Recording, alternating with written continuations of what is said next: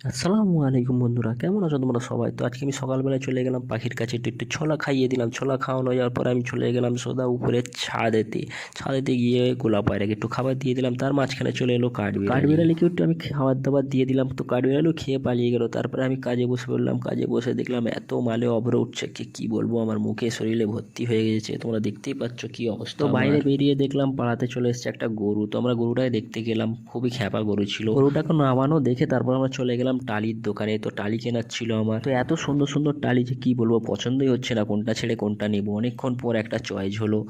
টালি তো আমাদের পছন্দ হয়ে গেছে। তারপর আমরা বিট পছন্দ করছিলাম, দেখছিলাম কোন বিটটা ভালো লাগে এই টালিটার সঙ্গে। এই টালিটা আমরা নিয়েছি। তো বিট বসিয়ে আমাদের দেখাচ্ছিল কোন বিটটা কার সঙ্গে ভালো লাগে। তো আমরা অনেকক্ষণ পর এই সরু বিটটা আমাদের পছন্দ হলো। তোমরাও বলো কোন বিটটা ভালো লাগছে। তারপরে বৈকালবেলায় চলে এলো খুব ঝড় বৃষ্টি, যে কি বলবো, বাইরে বেরোতেই পারছিলাম না। তারপরে সন্ধ্যেবেলায় বাইরে বেরোবার পর পুকুর পাড়ে গিয়ে দেখলাম প্রচণ্ড মাছ উঠেছে, কই মাছ। তো আমরা এক বল কই মাছ ধরে আনলাম। তো ভিডিওটা কেমন লাগলো তোমাদের কমেন্ট করে জানাবে, একটা ছোট লাইক দিয়ে দাও। Tata, bye bye.